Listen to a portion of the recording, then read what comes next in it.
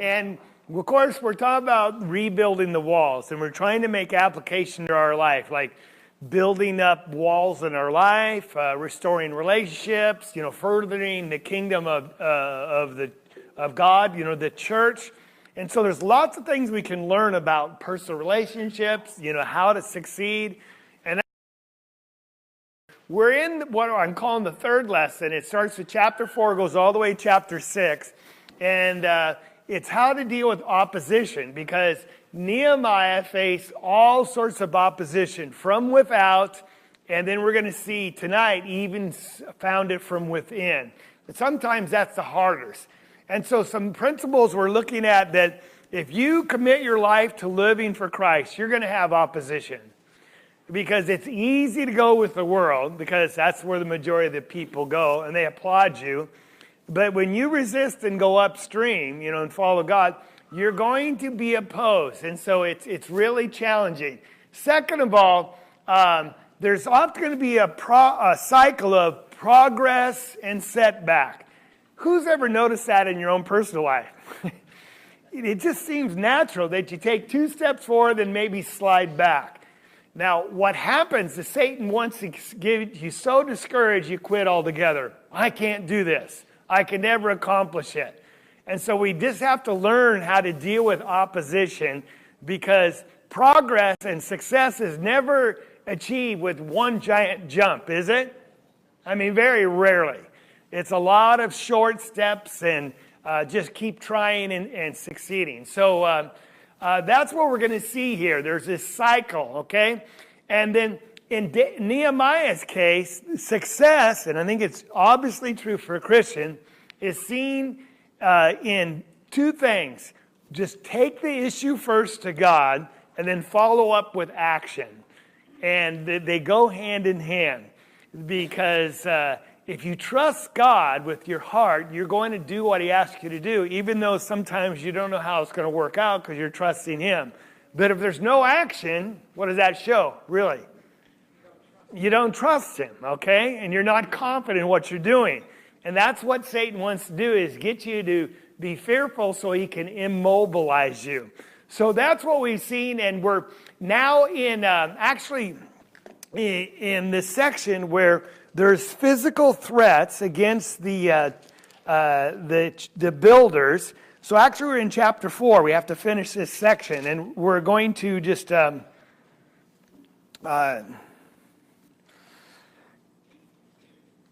look in verse 9 again, where they conspired to fight against the people.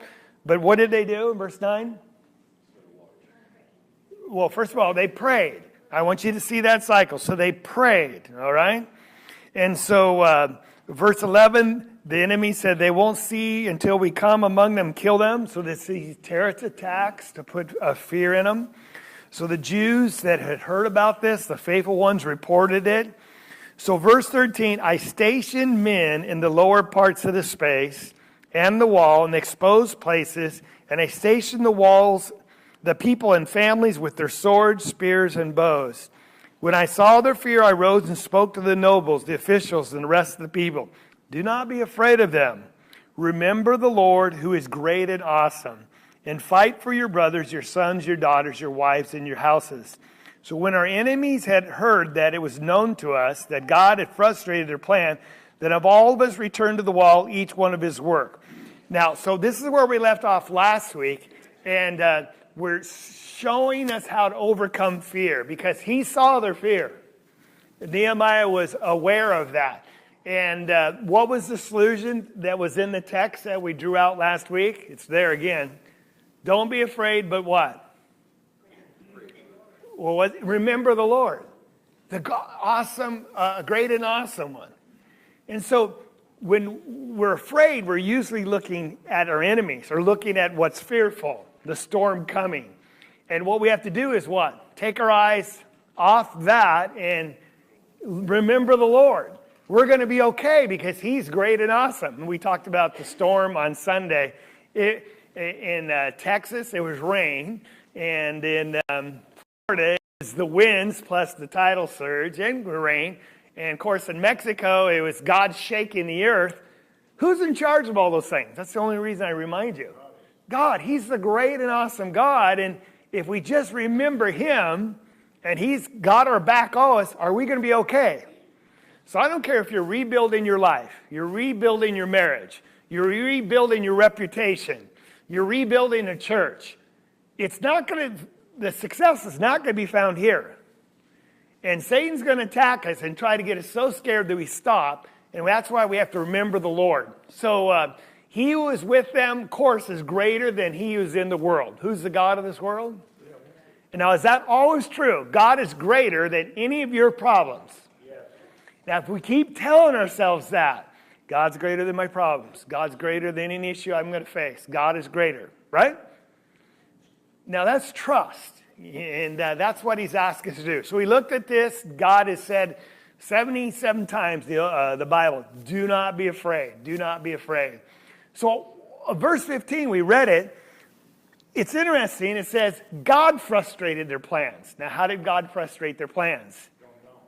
Well, we can piece some of it together. They had this plan to have these terrorist attacks to frighten the people. And somehow people heard this. It doesn't tell us how, but they reported the plan. Now, who is involved, you think, in letting their plans be known to faithful Jews? God. How else? I don't know. It doesn't say. And then, so God's always going to, somehow work things out.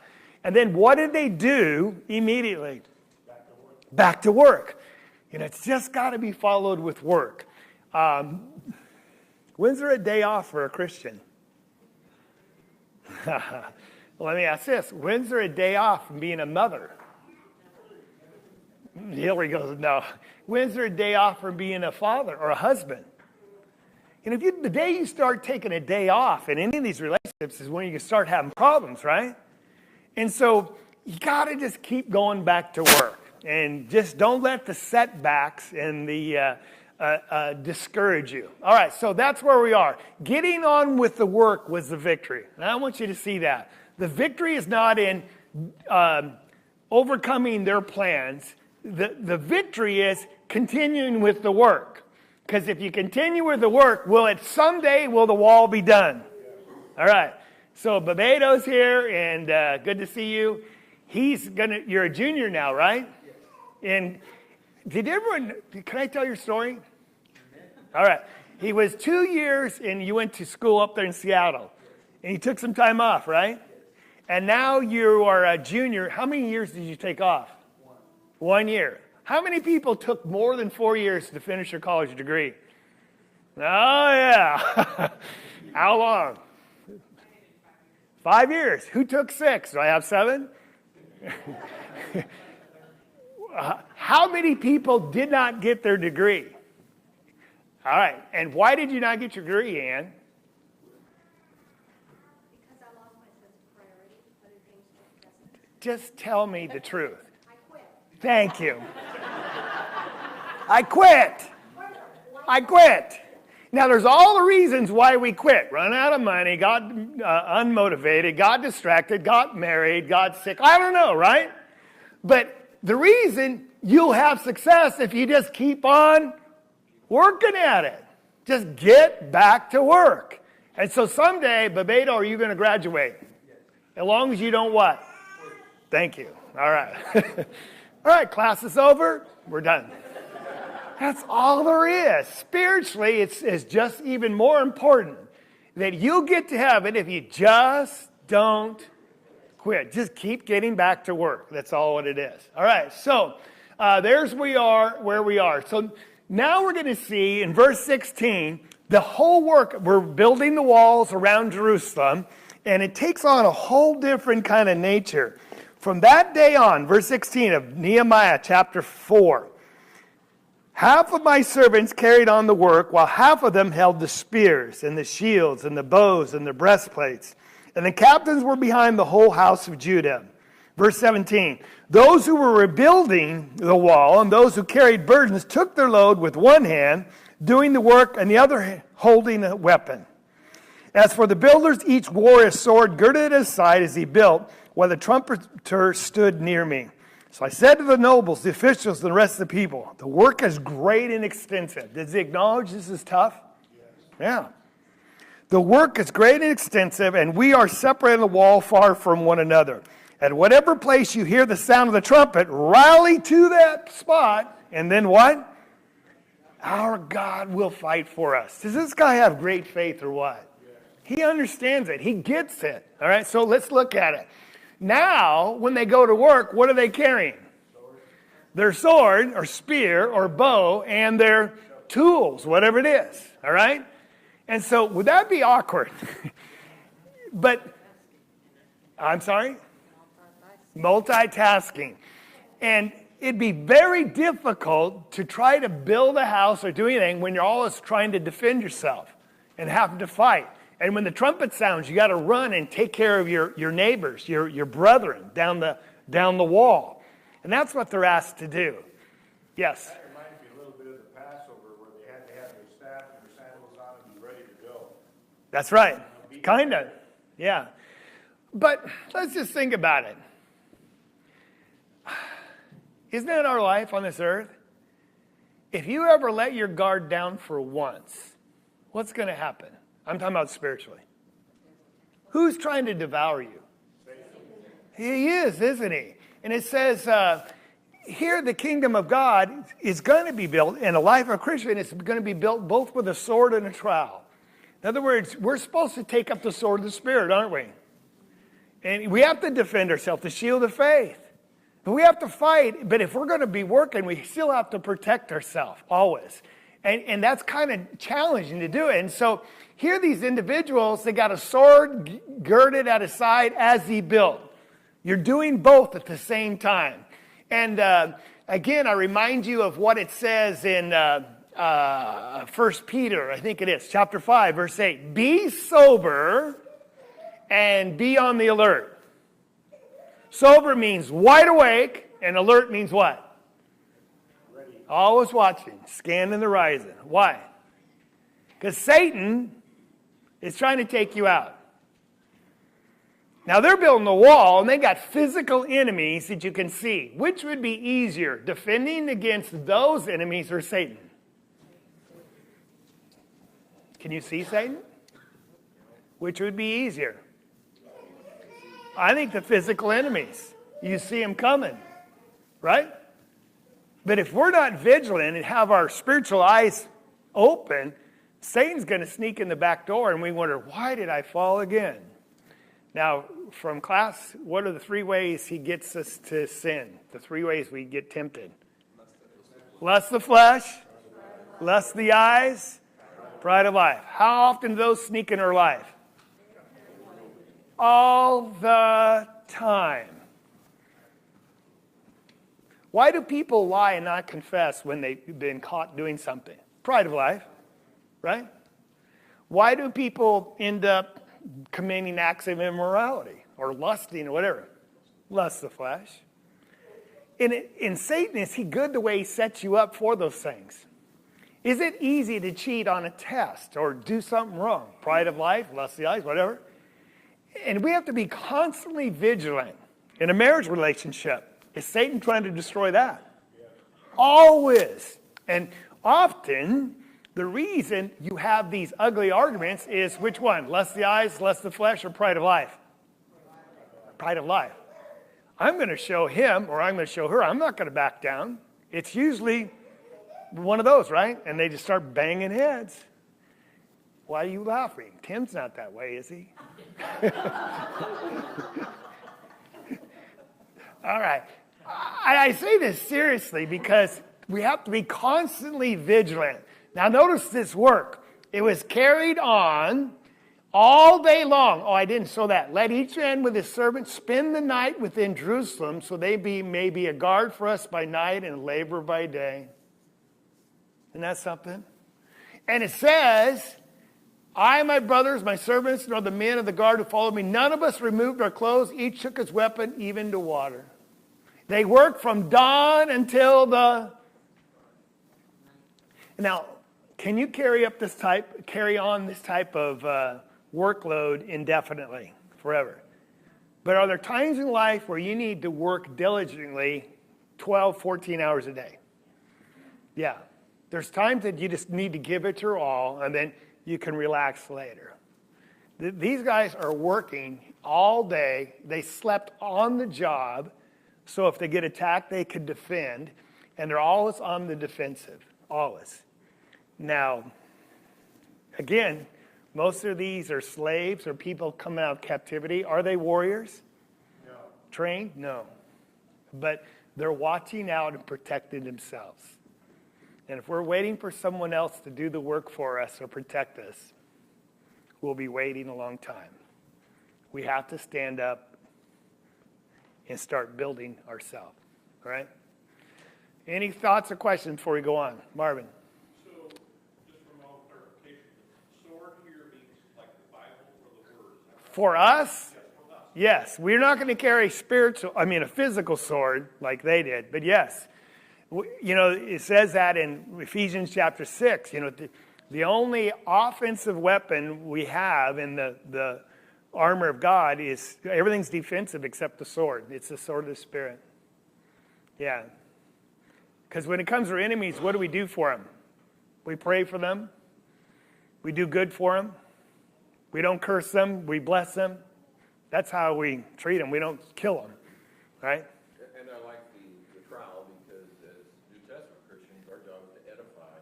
Build up. Build. That's what the trial's for, yeah. Good point. We're always trying to build up those around us and build ourselves up spiritually. That's our job.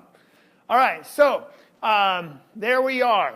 Now that takes us to chapter 5. And now we're going to have some serious things and perhaps sometimes the greatest setbacks and things that cause the defeat or failure of any endeavor is conflicts from within. Because they're so undermining.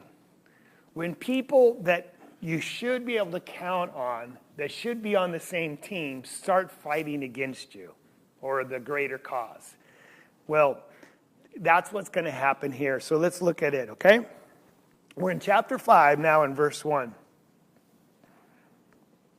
Now there was a great outcry of the people and of their wives against their Jewish brothers. So is this internal? It's brother against brother, family against family. For there were those who said, verse 2, we, our sons and our daughters, are many. Therefore, let us get grain that we may eat and live. Like, what are they talking about? Well, there were others who said, we're mortgaging our fields, our vineyards, and our houses that we may get grain because of the... So here we have our first clue.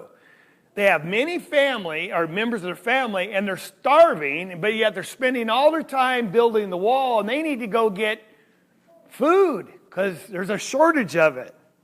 Now it gets worse. Verse 4. And there were those who said, we have borrowed money for the king's tax on our fields and our vineyards. Now our flesh is like the flesh of our brothers and children like children. Yet behold, we're forcing our sons and our daughters to be slaves, and some of our daughters are being forced into bondage already, and we are helpless because our fields and vineyards belong to others. Now we'll make sense of this in a second. But here's Nehemiah's response. Then I was very angry. All right, so let's talk about it. What is going on?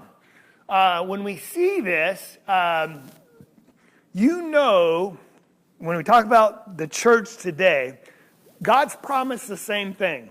There are going to be false prophets that rose among the people of old, and he said there's going to be false teachers among us.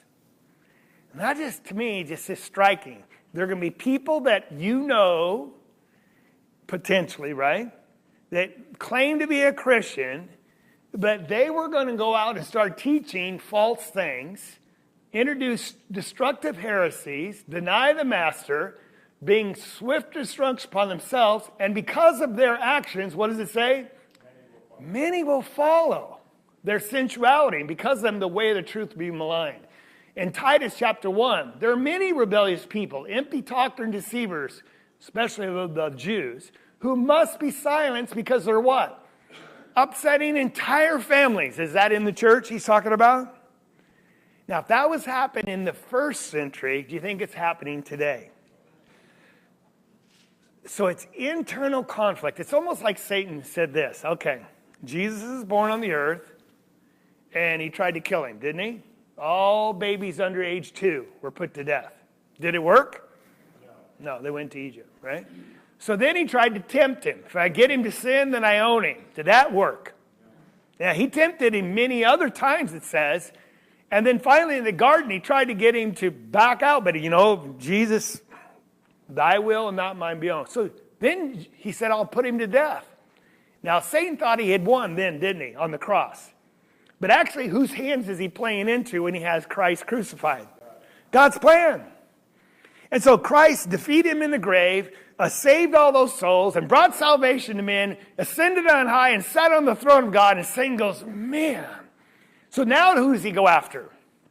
He tries to persecute the Christians. And the more he persecuted them, what happened to the church? It just grew more and more and more and more and more. Finally, it's as if Satan, and I can't speak for him, but you're just looking back, wised up and said, well, if I can't beat him, I'm going to join him. I'll get in the religious business. I'll infiltrate the church, and I'll put my agents in there, and I'll get them to lead people astray by speaking false doctrines. And that's what we've been battling with for the last, 1,500 years, along with persecution and all that on top of it. Not in America, persecution, but this has been more divisive than persecution would be. Persecution makes you stronger. This kind of stuff just splits the church. It's very serious. And that's what Nehemiah was facing. So we want to learn out how he dealt with it so we can be wise and do the same. You with me? All right. Let's don't be naive. It happens. And that's why there's so much religious division today in the church. All right? So this great outcry, when it says that, I highlight, was this a small problem? This is a huge problem that Nehemiah is going to have to address. All right? And so the first thing we're going to see is they're going hungry because of the famine, and they're not being taken care of. Their needs weren't being met.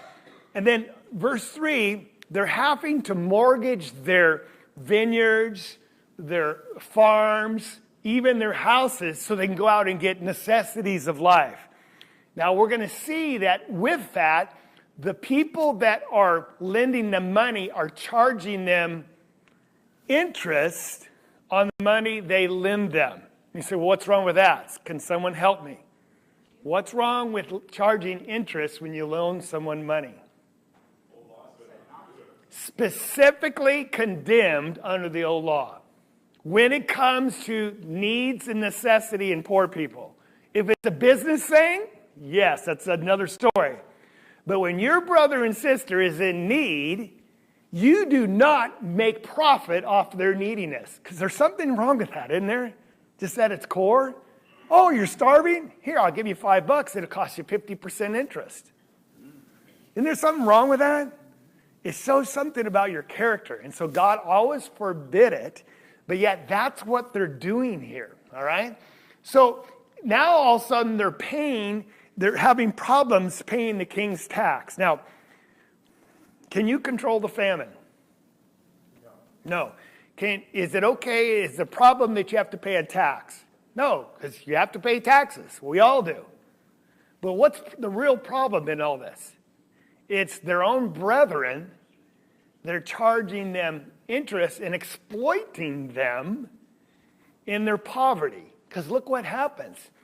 They're now selling their children into slavery. Now that might be shocking. What loving parent would do that? We have to back up. Okay, slavery, as we understand it in the modern area, is people that were captured physically from other countries and taken to other Western nations and sold into slavery, right? By no will of their own. This is not what was going on here. These are people, it's more like an indentured servant where you choose to pay off a debt by hiring out your child or yourself even as a slave, but it's a worker for that person until the debt was paid off. They would do that often. And they were treated well. They were fed and taken care of. But it's not a slave where you were captured and put into servitude against your own will. They were doing this by their own will, but they had to because what? They're starving. Right? You got it? So that's how a crisis it is. And really, to a degree, we do that in American capitalism. We become employees for an employer so we can pay our debts. We are basically a slave to a master. All right, and here's... It's a voluntary thing. That's right. But here's the difference. Suppose JC is out of work. He's got injured, and his wife, can't work, and the kids are starving. They're about ready to lose their home. And he comes to me and say, Jack, I need some help. Oh, really? What are you willing to do? Anything, just to feed my kids. Oh, really? Anything? Tell you what, your wife come over here, and I want you to be my maid for the next 5 years. And then your kids, I own them for the next 2 years. They got to work around my house. And I start making this stipulation. If he's starving, what's he going to do? It's last resort. Yeah. Well, that's what they're doing. They have no choice in the matter. They feel, and so they'll do anything to feed their family. Yeah. Is that immoral of me to take advantage of his poverty to get some, prosper myself? Now, what should I do if I'm really a loving brother, a Christian? Just give it to him, right? Just give it to him freely. You're hurting? Sure. My food is your food. So these guys are doing the exact opposite to their brethren. That's why we see that with his famine, the mortgage, they're exploited, they're selling their children, that Nehemiah is extremely angry. I have this comment I want you to consider. Everything we do with our dollars is a spiritual decision. Sometimes we make a disconnect between money because we think it's a physical thing and spirituality. But money is mentioned more in the Bible than perhaps more than any other single topic. The use of money, the abuse of money, how rich man is hard to get to heaven, but the love of money causes people to lose their faith. Money is a huge thing in our life, and if we don't control it, it always will end up controlling ourselves. So when you buy a house or you buy a car, you think it's just purely a financial decision. That's what I'm thinking in my mind. It's just a financial situation. Can I afford it or not? No, it's a spiritual decision. That's what you have to understand. I'm using what God has given me, the ability, and I'm going to make a purchase with it. And when I make a purchase here, I cannot spend that money somewhere else. Isn't that right? And sometimes when I make a physical purchase, something spiritually is going to be hurt or go lacking. Doesn't that happen? Every time you make a purchase or choose not to, it's a spiritual decision ultimately. Unless we're just living totally for ourselves. And that's a spiritual decision, isn't it? A bad one. And I want you to start thinking that way. Thinking that. What did Jesus tell the rich man, the young rich ruler? Sell your possessions, give to the poor, and then follow me. Was that a spiritual decision? And what did he say? No. Couldn't do it. Couldn't do it. All right?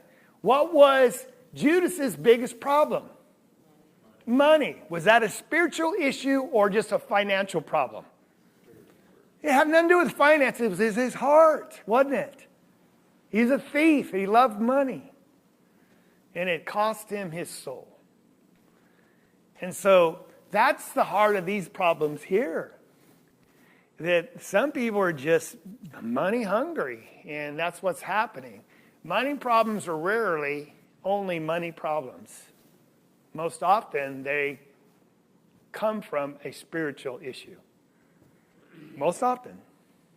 Most often. Now, are there exceptions? Yes. So that's not a hard, fast rule. But usually financial problems come out of another issue, often. All right. Let's see what he does. Chapter 5 and verse 6. He said, I was very angry when I heard the outcry. So he consulted with the nobles and the rulers and said to them, so first thing I want you to know, when there's a problem internally, go to the right people. How often, when someone has a problem in the church, they don't go to the people that can make a difference and remedy the problem. They talk to a brother and sister and gossip. Blah, blah, blah, blah. Can't you believe what they did this? And they did this. And someone did. And they complain. And then what does that do with the congregation, the family? Spread strife and discord. Does it solve the problem? Actually, it just makes it worse. So please, I'm just begging of you, when you have an issue in the family of God, with the church collectively, or with a brother or sister privately, if you can't go to them, go to someone that can help. Someone in a leadership role. Who does Nehemiah talk to? What does it say? The nobles and the rulers. He's going to the top, and we're going to take care of it up here. Now, does that take boldness? Okay, now let me ask you this. When you come to me with a problem, since I'm so invested in everything we're doing here, it's very easy for me to become defensive. Because when you bring up a problem with a church, I'm like, oh man, I failed. Don't you attack the church that we're part of? It's easy to get what? Defensive. So let us be human, and when you talk to someone in the church, an elder or the preacher, be very kind, gentle. Because how would you want to be approached? If I came to you with a problem, say, I got a problem. Oh, really? Because you feel like you're being attacked, right? Is that fair for me to make that request? So go to the right person and be gentle. And then those that are being approached, understand it's not your work, it's not your church, it's the Lord's church. Let's not take it personal. It's not about us. All right? And we'll listen, and we'll be gentle and approachable. Yes, Helen. I was just going to say, whatever we do, we're supposed to do it in love. That's right. And be honest about it, but you can be respectful. Exactly. And give bad news or things that are bothering you, and it's received better. That's right. So who did these people go to back here? Well, I won't go all the way back. Who did they go to originally? To Nehemiah. And he accepted it graciously. Actually, he's angry, and he goes and deals with the people that can make a difference. All right? So good. So he contended with the nobles. Is that a strong word? Oh, yes, Ann. In verse 7, it sounded peculiar to me, but he said consulted with himself, and then he contended. Oh, I skipped that part. That's a good point. What does that mean? He consulted with himself. I'm sorry? Thought about it. Oh, my dad always used to say, how John did Dad say it? Engage your brain before, your mouth or something like that. In other words, think before you speak. And in consulting with himself, do you think there might have been a few prayers to God? And when he tempers his spirit, thinks about how he's going to deal with this, talking to God. Yes, thank you. But then he did contend with the nobles, because they're the ones that are in wrong here. He takes them to task. And that's sometimes what we have to do. Yes? I think part of his deep thinking, too, we're kind of given a little more information in verse 10.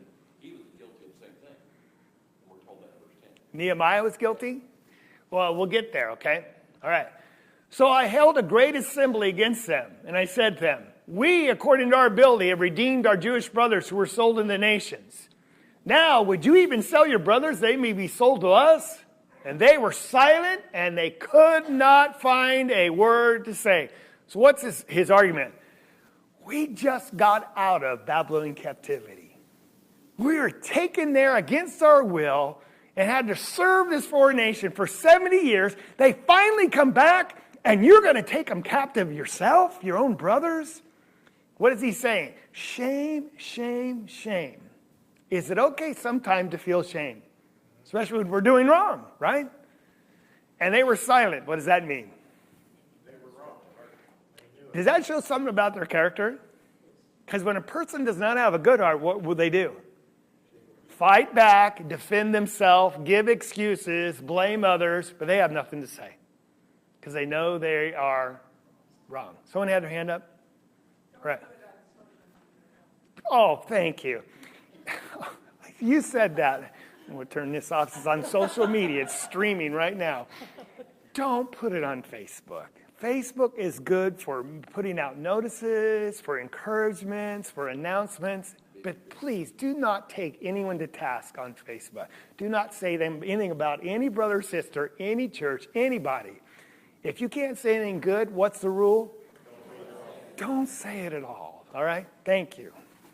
Enough of that sermon. It's not just your request, but it's God's. Yes. There's more verses on how to deal with your brother than there is on Lord's Supper. Good point. Matthew 18 is one of them.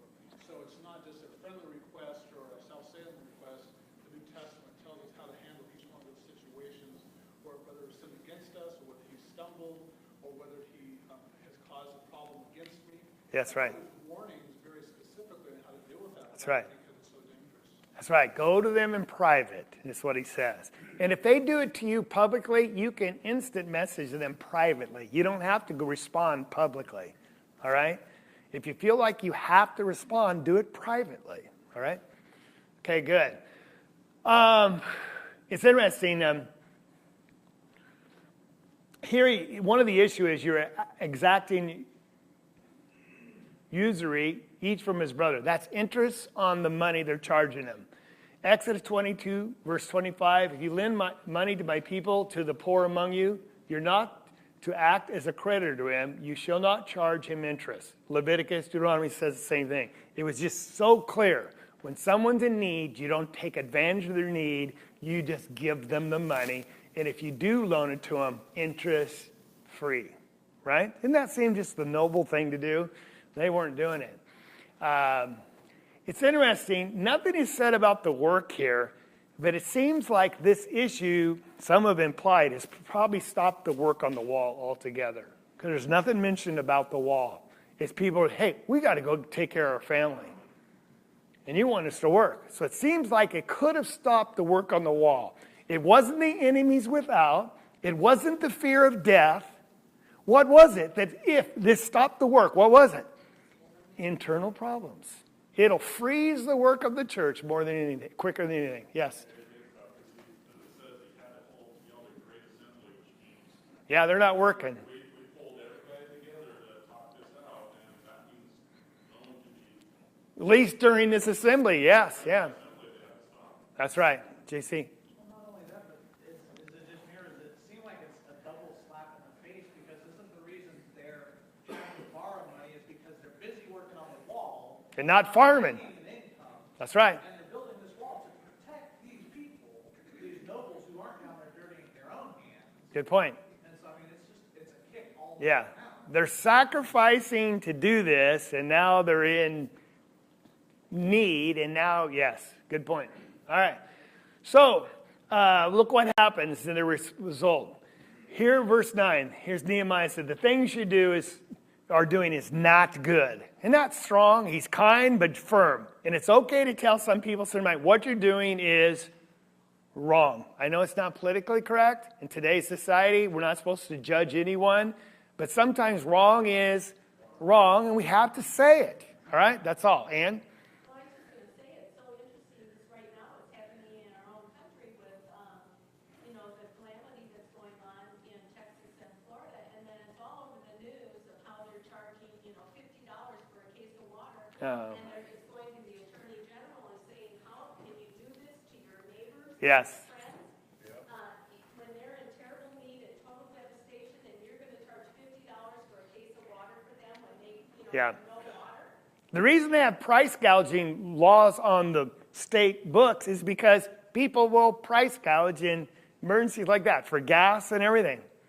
And then there's looters. You saw that? They're going around with bats and stuff. Looters. And then what will happen with the contractors? They'll come in, fake contractors will repair your house, but they're actually just stealing money from you, and they won't do a little bit of work. People at their worst brings out their worst case scenario, poverty, brings out the worst of some people. Sad. All right. Here's the problem, though. I want you to see it, and I'll just put it up here. Should you not walk in the fear of our God? The heart of the problem is this, and it's the same thing with all these people that Anna has just brought up. What's the heart of the problem? They don't fear God. And the way we're going to always walk right with our brother or sister is if we have the right fear for God. Because when you don't fear God, you're going to act independently as if there is no king, and you're not going to be held accountable. You're going to do whatever is right in your own eyes. But when there's fear of God, and you understand that's my brother or sister made in the image of God, and he values them as much as me, how dare I hurt them because God's going to take it out on me. No fear of God. And he's going to come back to this again, but shouldn't you walk in the fear of God because of the reproach of our nation and enemies? So, likewise, I, my brothers and sisters, and my servants are lending them money and grain. Is that what you're saying that he was doing it? I think he's using it probably editorially, all right? My brothers, please let us leave off this usury. Please give them back to this very day their fields, their vineyards, their olive groves, and their houses, also the 100th part of the money. 100th part would be 1% a month, so that'd be 12% interest a year. All right? Isn't that pretty high? Yeah. The new wine oil. So, in other words, they exploited them. When they couldn't pay the payments, they would take their farms, their vineyards, because they were bankrupt. And he's saying what? Give it all back, stop the interest, and then he's going to say in the next verse, actually pay them their interest back as well. So we're in verse 12. They said, this is the nobles and the leaders. It's really how Nehemiah turned them around is marvelous.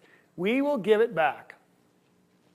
And we'll require nothing from them. We'll do exactly as you say.